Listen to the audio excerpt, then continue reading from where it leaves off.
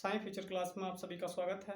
आज का मेरा टॉपिक होगा परिसंचरण का पार्ट 2, जिसमें मैं ब्लड वेसल्स को कंटिन्यू करूंगा। पिछले टॉपिक में मैंने हार्ट को पढ़ाया और इसमें मैं ब्लड वेसल्स क्या होता है पहले इसको समझेंगे आसान भाषा में, या इसकी परिभाषा को लिखेंगे। पहले आप हेडिंग डालेंगे ब्लड वेसल्स यानी रुधिर वाहिकाएँ, तो लिखेंगे इसमें बे पतली पतली नलियाँ जो ब्लड को लाने और ले जाने का काम करती हैं रुधिर वाहिकाएँ कहलाती हैं। ये 3 प्रकार की होती हैं। कौन कौन सी समझ लेंगे। नंबर एक में धमनी, नंबर 2 में सिरा और नंबर 3 में केशिकाएं। डियर, जितना हो सकता है और जितने क्वेश्चन बन सकते हैं इनसे हम सभी को डिस्कस करेंगे और आप हमारे साथ जुड़े रहिए। वीडियो को अंत तक देखिए। अगर वीडियो पसंद आए तो लाइक करना, चैनल को सब्सक्राइब करना ना भूलना। शुरुआत करते हैं धमनी से। धमनी होता क्या है पहले ये समझ लो। धमनी क्या होता है? अगर हम धमनी की बात करें तो डियर, धमनी ये मोटी मोटी पाइप होती हैं। ये नलियाँ हमारे हाथों में मोटी मोटी होती हैं। इनका आकार बड़ा होता है और ये ऐसी धमनियाँ ये ऐसी डक्ट होती हैं जिनमें क्या ऑक्सीजन वाला ब्लड, ऑक्सीजन वाला ब्लड होता है, जिसमें ऑक्सीजन की मात्रा ज़्यादा होती है। अब ये बात करें कि सभी धमनियाँ ऐसी हैं कि जिनमें शुद्ध रक्त बहता है। जी हाँ, बोलेंगे धमनियों में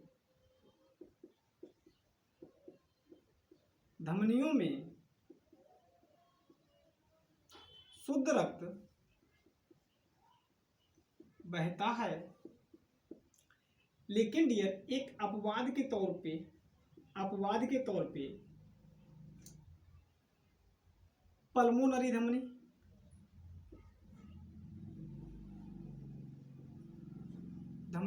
या जिसे कहते हैं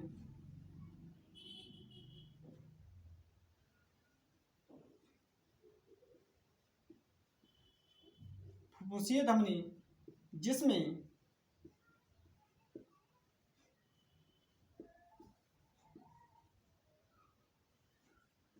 अशुद्ध रक्त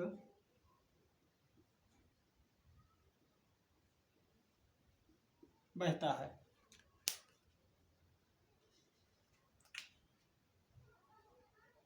फुफ्फुसीय धमनी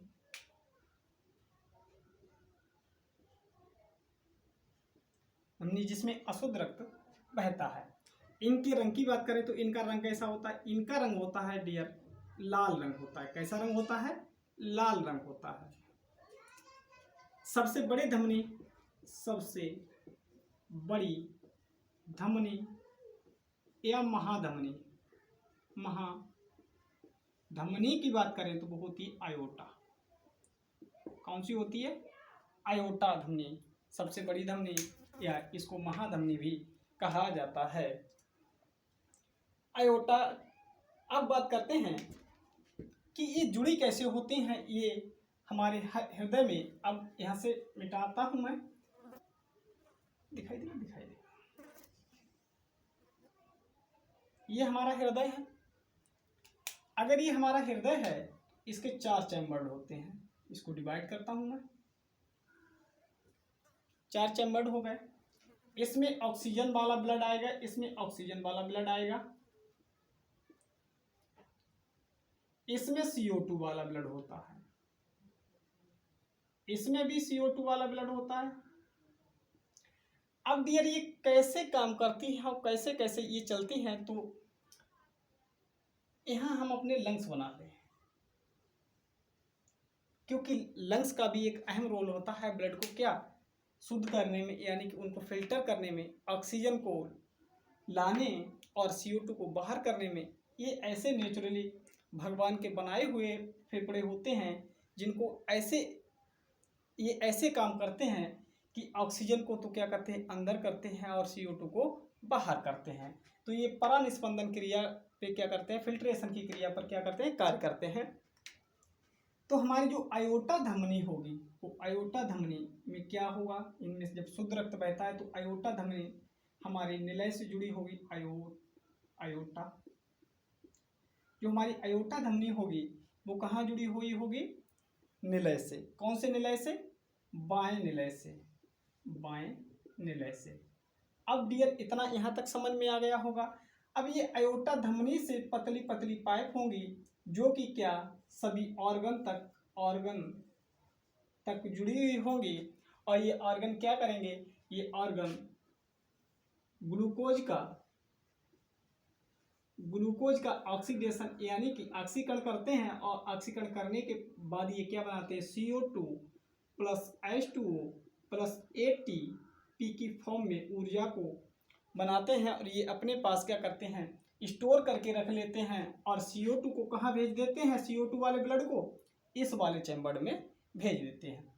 अब जबकि ये मोटी पाइप है धमनी, तो ये लगी कहाँ होगी, जिसमें अशुद्ध रक्त बहता होगा, तो वो पल्मोनरी धमनी कहाँ, दाएं निलय में जुड़ी हुई होगी, और ये यहाँ से कहाँ लगेगी जाके, किससे जुड़ेगी, फेफड़ों से जुड़ेगी जाके। तो ये फेफड़ों तक रक्त को ले जाने का काम करती है। कौन सी धमनी, पल्मोनरी धमनी, जिसमें कैसा रक्त बहता है, CO2 वाला ब्लड बहता है। आशा करते होंगे यहाँ तक का हर एक पॉइंट आपको समझ में आ गया होगा डियर। अब अगला टॉपिक होगा हमारा सिरा। सिराएं क्या होती हैं, ये पतली पतली नलियां होती हैं, और इनमें CO2 वाला ब्लड होता है। ये क्या करती हैं, अशुद्ध रक्त को जिसमें CO2 की मात्रा क्या होती है, ज़्यादा होती है, और O2 की मात्रा क्या होती है, कम होती है, लाने का काम करती हैं। बात करते हैं कि सबसे बड़ी सिरा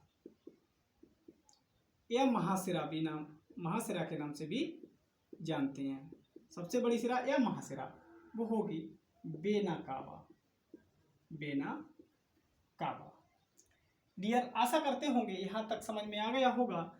अगर कोई पूछ ले कि सिराओं में कैसा रक्त बहता है, तो सिराओं में अशुद्ध रक्त बहता है। कैसा रक्त बहता है, अशुद्ध रक्त बहता है, CO2 वाला, जिसमें CO2 की मात्रा ज़्यादा होती है और O2 की मात्रा कम होती है। तो वो किस में बहता है, सिराओं में। सबसे बड़ी सिरा कौन सी होगी, वेना कावा, जो कि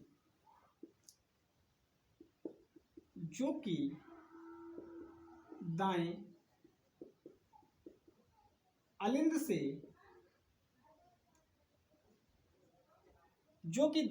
से जुड़ी हुई होती है। आशा करते होंगे यहाँ तक सबको समझ में आ गया होगा। अब बात करें तो इनमें कौन सा रुधिर बहता है, इम्प्योर ब्लड बहता है। कौन सा, इम्प्योर ब्लड बहता है किसमें, सिराओं में।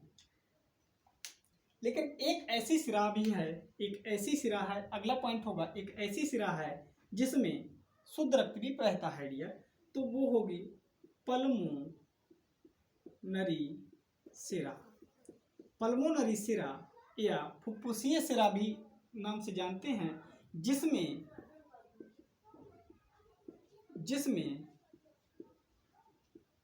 शुद्ध रक्त बहता है। अब इसको हम एक डायग्राम की सहायता से समझने की कोशिश करेंगे। बना लेते हैं हम क्या, हार्ट बन गया डियर। इसको डिवाइड कर लेते हैं 4 चैम्बर में। ये हो जाएगा बायां अलिंद, लेफ्ट बायां अलिंद, बायां निलय, राइट ऑरिकल और राइट वेंट्रिकल।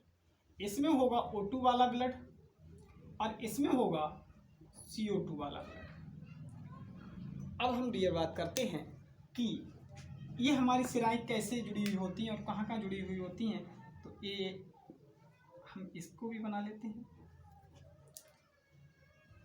हमारी जो वेना कावा सिरा होगी, सभी सिराओं में कैसा रुधिर बहता है? इम्प्योर ब्लड बहता है। इम्प्योर ब्लड कहाँ आता है? यहाँ आता है डियर। तो ये क्या करते हैं कि अशुद्ध रक्त को लाने का काम करती हैं। तो अशुद्ध रक्त आता किसके पास है? अशुद्ध रक्त आता है हमारा हृदय के पास आएगा। तो हमारी वेना कावा कहाँ जुड़ी हुई होगी?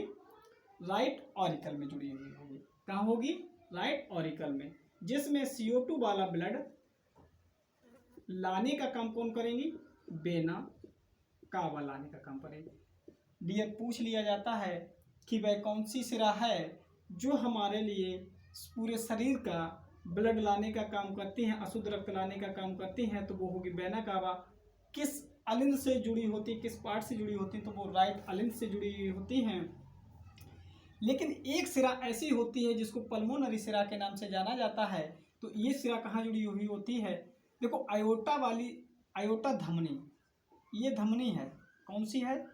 आयोटा। इसमें तो शुद्ध रक्त बहता है और ये शुद्ध रक्त कहाँ तक जाता है? पतली पतली नलियों के द्वारा पूरे शरीर में, बॉडी में जाता है। लेकिन अब ये हमारे फेफड़े हैं। अब फेफड़े महाराज हैं, फेफड़े महाराज के पास क्या जाता है? यहाँ से O2 वाला, CO2 वाला ब्लड जाता है, CO2 वाला ब्लड जाता है। तो ये क्या करते हैं? यहाँ CO2 को आउट करते हैं और O2 को इन करते हैं। जब O2 को इन करेंगे तो O2 वाला ब्लड यहाँ आएगा। तो यहाँ से क्या करते हैं? यहाँ से सिरा एक जुड़ी हुई होती है, वो होती है पल्मोनरी सिरा। और पल्मोनरी सिरा क्या काम करती है कि हमारे बायां अलिंद में ब्लड को लाने का काम करती है। तो कौन सी सिरा? पल्मोनरी सिरा एक ऐसी सिरा है जो कि लंग्स से फेफड़ों से हार्ट तक शुद्ध रक्त लाने का काम करती है। कौन सी सिरा है? वो पल्मोनरी सिरा है। आशा करते हैं कि यहाँ तक हर एक पॉइंट आपको समझ में आ गया होगा डियर। आपको ये वीडियो पसंद आए तो लाइक करना, चैनल को सब्सक्राइब करना ना भूलना। अब हमारा अगला टॉपिक होगा इसमें केशिकाएं। ये तीसरा टॉपिक है इसमें। कौन सा? केशिकाएं। पहले हम केशिका को अगर समझने की बात करें एक फिजिक्स की भाषा में, आपने सुना होगा कि जो लैंटेन की बत्ती है उसमें जो उसका ईंधन यानी कि जो तेल चढ़ता है वो किस क्रिया के द्वारा? वो केशिका क्रिया के द्वारा, यानी केशिकत्व के द्वारा ऊपर चढ़ जाता है। यानी कि जो उसमें धागे एक दूसरे से बिधे हुए होते हैं। जैसे ये कोई पट्टी है, ये कॉटन की पट्टी है और इसमें ये रेशेदार धागे लगे हुए होते हैं ऐसे। तो इसमें क्या धीरे धीरे ब्लड कहाँ तक, धीरे धीरे ईंधन कहाँ तक जाता है? तेल। और तेल यहाँ तक जाता है और यहाँ क्या लगा देते हैं? हम आग लगा देते हैं और ये आग लग जाती है। तो यहाँ से क्या होती है? ज्वाला उत्पन्न होती है और ये ज्वाला तब तक चलती रहती है जब तक कि उस पात्र का या उस लैंटेन का ईंधन खत्म ना हो जाए, यानी तेल खत्म नहीं हो जाए। तो ऐसे ही काम है किसका? केशिकाओं का। केशिकाएं क्या करती हैं हमारे बॉडी में? तो देख लेंगे केशिकाओं का क्या काम है। ये धमनी प्लस सिराओं को जोड़ने का काम करती हैं। अब कहेंगे डियर, जब ये धमनी और सिराओं को जोड़ने का काम करती हैं तो इसमें होता है O2 वाला ब्लड होता है। कौन सा ब्लड होता है? O2 वाला। तो इसमें होता है CO2 वाला ब्लड होता है। तो कहेंगे डियर कि फिर केशिकाओं में कौन सा ब्लड होगा? तो इसमें होगा मिश्रित ब्लड। क्वेश्चन आ जाए कि केशिकाओं में कौन सा ब्लड बहता है, तो केशिकाओं में हमारा ब्लड बहेगा कौन सा? मिश्रित ब्लड बहता है। आशा करते होंगे कि केशिकाएं आपको समझ में आ गई होंगी। यहीं तक ये टॉपिक था, यानी यहाँ से हमारा टॉपिक रुधिर वाहिकाओं का समाप्त होता है। कुछ पार्ट बचा हुआ था किसका? हमारा हार्ट का।